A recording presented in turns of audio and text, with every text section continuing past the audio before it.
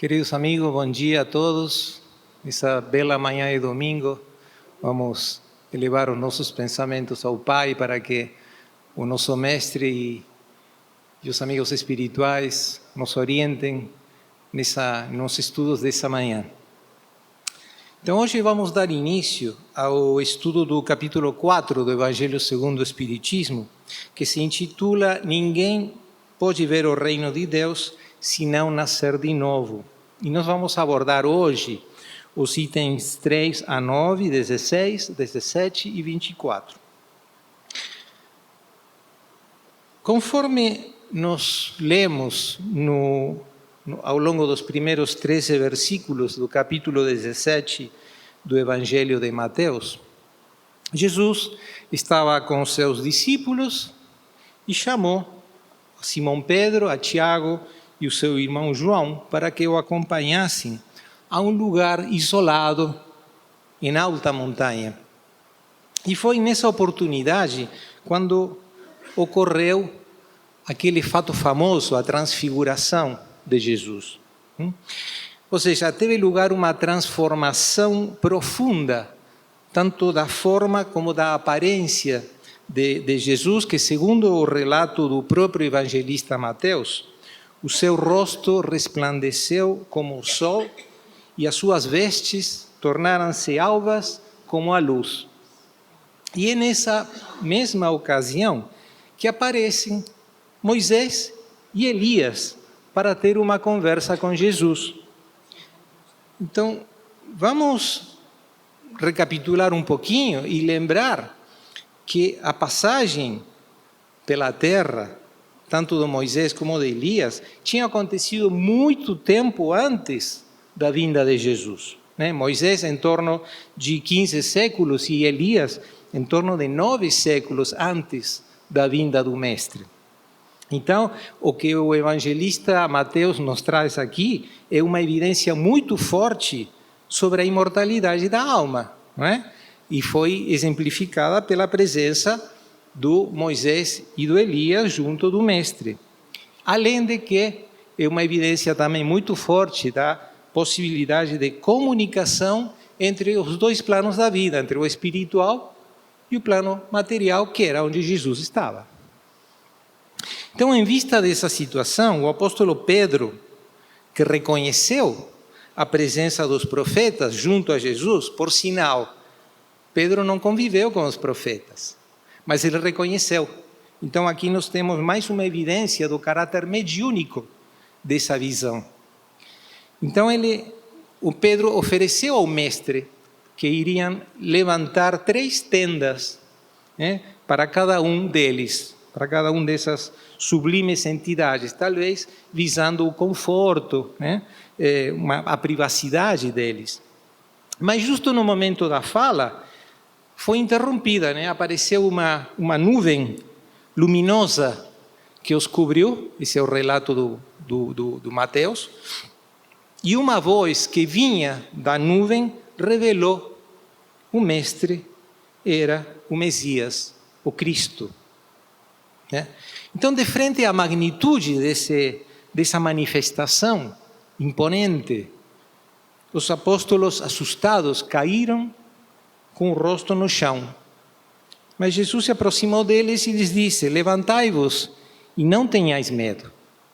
Os discípulos abriram os olhos e, ao se levantarem, viram que Jesus estava novamente sozinho.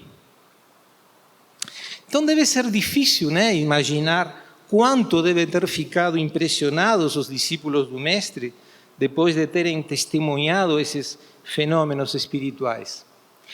Ainda mais, se eles tinham alguma dúvida até esse momento, depois dessa experiência no Monte Talbot, eles certamente se convenceram da missão única de Jesus no planeta Terra como sendo o Messias, o ungido, o enviado de Deus. Então, descendo do monte, os discípulos talvez já estivessem um pouco mais tranquilos, recuperados dessa forte experiência, quando Jesus lhes pediu para não comentarem com ninguém o que tinham visto, até que ele retornasse à pátria espiritual. E como eles eram conhecedores das Escrituras, eles perguntaram a Jesus: por que razão os escribas dizem que Elias devia vir primeiro, ou seja, antes de Jesus? Ao que o mestre respondeu que Elias certamente tinha que vir primeiro para restaurar tudo, ou seja, para preparar a vinda do Cristo. Mas que Elias já tinha vindo. E eles, referindo-se às autoridades religiosas judaicas, não tinham reconhecido. E ainda fizeram com ele o que eles quiserem. Se maltrataram, até levaram ele à morte. E foi então que os discípulos compreenderam que Jesus estava falando de João Batista. João Batista era conhecido, era assim chamado, porque ele batizava no Rio Jordão. Era primo de Jesus e tinha nascido apenas 6 meses antes que ele. E pelo tom do relato que nós lemos do evangelista, essa revelação sobre as identidades espirituais de Elias e João Batista não parece ter causado grande comoção entre os discípulos, já que, de fato, o princípio da reencarnação do Espírito fazia parte dos dogmas judeus, porém com outro nome, ressurreição, que significa o ato de ressurgir, o qual acontecia no mesmo corpo, né? Hoje nós sabemos que a decomposição do corpo após a morte é um fenômeno irreversível e por isso uma nova existência do espírito na matéria precisa de um novo corpo, o qual não guarda nenhuma relação com o corpo de uma existência anterior. No caso de Elias e João Batista, os corpos deviam ser forçosamente diferentes. Não só porque o corpo de Elias, depois de 9 séculos, já devia estar mais do que decomposto, mas vamos considerar que Elias faleceu estando já na fase adulta, e João Batista já era conhecido no povo, tinha acompanhado a sua infância, conheciam os seus pais, né? A sua mãe Isabel, era prima de Maria, a mãe de Jesus. Então, por esse motivo, o Espiritismo adota o termo reencarnação e não ressurreição. Por outro lado, o termo ressurreição pode ser utilizado de forma correta para descrever o que aconteceu com Lázaro, né? que é aquele relato famoso que está no Evangelho de João, no capítulo 11, que na ocasião Jesus promove a ressurreição de Lázaro, ou seja, promove que ele ressurja do túmulo, mas o Lázaro não estava morto, né? O Lázaro estava passando por um estado catatônico, letargia, de 4 dias, conforme nós lemos nas Escrituras. Já que se ele tivesse de fato falecido, os laços do espírito com o corpo estariam rompidos, por terem cessado definitivamente as funções vitais biológicas do corpo, né? Em outra passagem dos Evangelhos, que nós dessa vez encontramos no capítulo 3 do livro de João, nós lemos o encontro de Jesus com o fariseu Nicodemos. Pelo teor do relato de João, nós podemos perceber que Nicodemos, diferentemente da maioria dos seus pares, ele tinha uma autêntica vocação para absorver os ensinamentos de Jesus, a quem reconhece como mestre. Profundo conhecedor da lei judaica, era um fariseu, era um doutor da lei. Ele interpretou corretamente o caráter messiânico de Jesus quando lhe disse, chegando a Jesus, lhe disse, Rabi, ou seja, mestre, sabemos que vens da parte de Deus como um mestre, porque ninguém pode fazer os milagres que tu fazes se Deus não estiver com ele.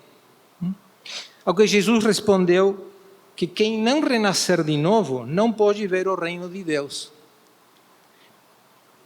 Confuso com essa resposta, Nicodemos ainda perguntou: como pode um homem renascer sendo velho? Ao que Jesus respondeu, com outras palavras, que este renascimento para entrar no reino de Deus deve ocorrer da água e do Espírito. Nas palavras de Jesus, o que nasce da carne é carne e o que nasce do Espírito é Espírito. Não te maravilhes de eu te dizer que deves nascer de novo. Então, nesse diálogo com Nicodemos, Jesus nos oferece ensinamentos riquíssimos quanto à nossa caminhada como seres espirituais imortais. O que significa ver o reino de Deus? Significa compreender e vivenciar as verdades absolutas. Significa estarmos em comunhão perfeita com Deus e suas leis. Mas será que nós, humanos encarnados na Terra, temos as qualificações necessárias para ver o reino de Deus? Certamente ainda não. Mas Jesus nos ensina que para conseguir isto nós precisamos renascer, nós precisamos reencarnar. Ainda o Mestre nos esclarece que este renascimento envolve dois elementos, a água e o Espírito. Aprendemos da espiritualidade superior que Deus, Espírito e matéria são os três elementos gerais do universo, né? O que chamamos de trindade universal. Deus, inteligência suprema, causa primária de todas as coisas, Espírito, princípio inteligente, e matéria, elemento material. Então, na fala de Jesus, a água representa a parte material do ser. Os antigos tinham conhecimentos científicos bastante imperfeitos e acreditavam que a terra havia saído das águas. Por exemplo, no primeiro livro do Pentateuco do Antigo Testamento, Gênesis, é feita esta distinção entre matéria, ou seja, água, e espírito, quando lemos já no início do livro. No princípio, a terra era informe e vazia, coberta por trevas sobre o abismo, e o Espírito de Deus pairava sobre as águas. Então, aqui há uma clara distinção o que era Deus e a matéria. As águas representando a matéria, a terra. Por outro lado, nós temos uma interpretação muito mais científica do termo água em relação ao corpo. A água representa aproximadamente 55% a 70% do peso do nosso corpo. Então, quando falamos de água, estamos nos referindo ao nosso corpo material. Então, quando Jesus disse que o homem deve renascer da água e do Espírito como meio para ver o reino de Deus, ele está nos dizendo que somente poderemos evoluir através da reencarnação, corpo e alma. Ele ainda reforça as duas origens diferentes desses componentes quando diz: o que nasce da carne é carne, o que nasce do Espírito é Espírito. Ou seja, indica claramente que o corpo procede apenas do corpo e que o Espírito é independente do corpo, já que é originado pelo Espírito. Qual Espírito? Só pode ser o Espírito de Deus. Então, na fala de Jesus com Nicodemos, o Mestre ainda lhe disse: o Espírito sopra onde quer e ouves a sua voz, mas não sabes de onde vem, nem para onde vai. Então, aqui Jesus compara o Espírito com o vento. Sopra onde quer, ouves a sua voz, mas não sabes para onde vai. Essa frase significa que o Espírito, fazendo uso do seu livre-arbítrio, escolhe o seu caminho e ninguém pode afirmar o que poderá ser. Quando diz nós ouvimos a sua voz, na verdade, essa voz que nós ouvimos são as ações desse Espírito, o que ele vai realizando ao longo da sua caminhada e nós testemunhamos. Nós só sabemos sobre a nossa origem, ou seja, todos fomos criados pelo mesmo Pai, contudo, nós não sabemos como isso acontece. A fala de Jesus, não sabes de onde vem, a analogia ao vento, significa que ninguém, nem mesmo o próprio Espírito desencarnado, sabe o que ele foi em suas existências passadas, em vista do esquecimento do passado. Como Jesus esclareceu, o Espírito e o corpo têm origens independentes. Suponhamos, ao contrário, que o Espírito é criado junto com o corpo. Nesse caso, nós saberíamos exatamente de onde e quando ele veio, né? Porque nós conhecemos o começo do corpo, mas não é o caso. Dessa forma, essa passagem do Evangelho nos permite concluir que a existência da alma deve ser anterior à existência do corpo. E assim, então, nos revela a pluralidade das existências, desencarnando e reencarnando. Um mecanismo que nos permite evoluir espiritualmente até alcançarmos a completa comunhão com Deus e as suas leis. E nas palavras textuais de Jesus a Nicodemos, aqui lemos a frase que dá título a esse capítulo do Evangelho: ninguém pode ver o reino dos céus se não nascer de novo. Ao que acrescentou, enfatizando: não te maravilhes de eu ter dito que é necessário nascer de novo. De fato, o princípio da reencarnação, mas com o nome de ressurreição, como já comentamos, é um dos princípios das crenças fundamentais dos judeus que constam na Torá, confirmada por Jesus e pelos profetas que precederam Jesus. Dessa forma, negar a reencarnação seria contrariar as palavras do Cristo, como acontece ainda hoje, infelizmente, com algumas correntes religiosas, mesmo com bases cristãs. Somente considerando a reencarnação, a preexistência da alma e a pluralidade das existências, é que nós podemos explicar em detalhe os aspectos religiosos e filosóficos da vida humana.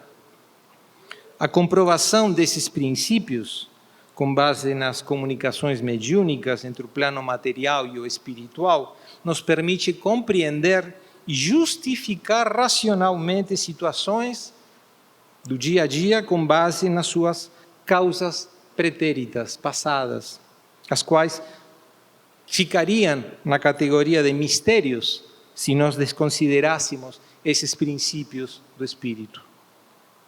Somente tomando a reencarnação, a preexistência da alma e a pluralidade das existências como princípios, é que nós podemos compreender aspectos da nossa atual existência. Alegrias, sofrimentos, defeitos, virtudes. E mais importante, esses princípios nos consolam ao percebermos que somos seres espirituais que, independente do corpo físico que estivermos vestindo hoje na Terra, caminhamos sempre aprendendo, sempre melhorando, rumo à nossa perfeição. Esse é o nosso único destino, a perfeição. Quando finalmente poderemos ver o reino de Deus nas palavras de Jesus. Mas aqui surge uma pergunta quase que imediata. Quantas vezes deve o espírito reencarnar para chegar a esse feliz destino de comunhão com o Pai e com as suas leis? Então, para responder de forma apropriada a essa questão, lembremos do tema Há Muitas Moradas na Casa do Meu Pai, que foi abordado pelas preleções das últimas 2 semanas. E nessas preleções, nós aprendemos sobre a existência de infinitos mundos habitáveis, além do nosso planeta Terra. Também aprendemos que o grau de evolução desses mundos depende das características morais e intelectuais dos seus habitantes, o que está diretamente relacionado à prevalência da matéria sobre o espírito. Ou seja, quanto menos material, o espírito é mais evoluído. Isso também se manifesta no grau de materialidade do perispírito desses habitantes. Quanto mais evoluído é o espírito encarnado, menos material, ou seja, é mais leve, mais tênue, menos denso é o seu perispírito. Lembrando que o perispírito é o corpo semimaterial ou fluídico que serve como intermediário entre o espírito e o corpo material. É o que liga o espírito, que é a inteligência, ao corpo material. Então, para responder essa pergunta sobre quantas vezes é necessário reencarnar para alcançarmos essa perfeição relativa, o espírito de São Luís, através de uma mensagem mediúnica que foi recebida em Paris em 1859, ele nos esclarece que não há uma definição de limites para reencarnar, já que o objetivo é sempre a evolução do espírito, a qual está relacionada com a diminuição da materialidade do seu perispírito.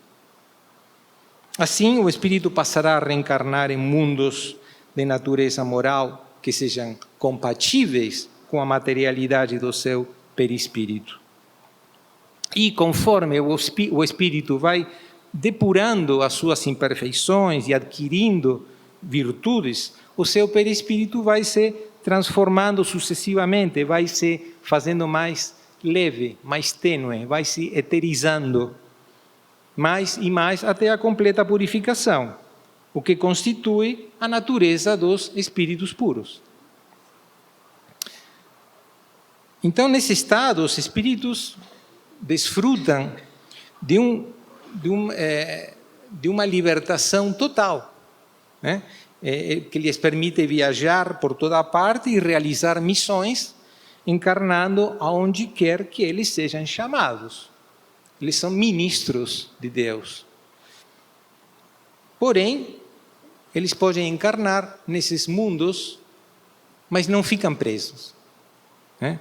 Diferente de nós, diferente da Terra e de outros mundos mais primitivos.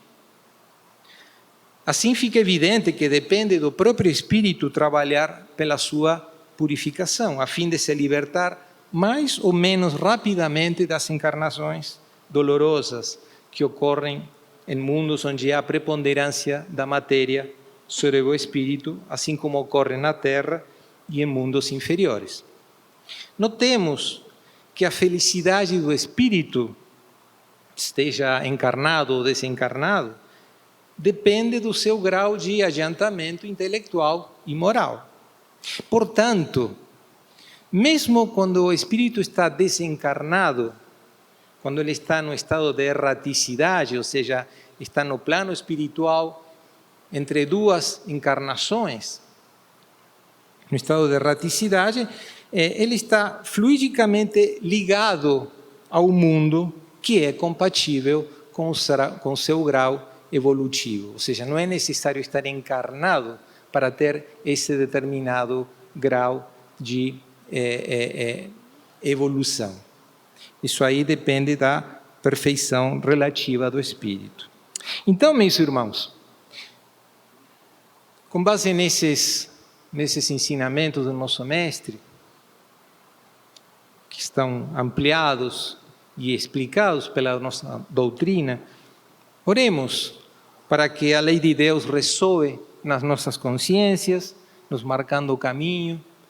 Peçamos a Jesus que a sua luz ilumine sempre os nossos passos e que nos ajude a aproveitarmos cada instante, cada uma das oportunidades benditas de aprendizado e crescimento que a reencarnação nos oferece, para que possamos, no futuro, ser ferramentas úteis nas mãos do nosso Pai Criador. Então, sendo só por hoje, eu agradeço a atenção de todos, me despeço desejando uma boa semana com muita paz, muita saúde e paz no Cristo. Até a próxima reunião.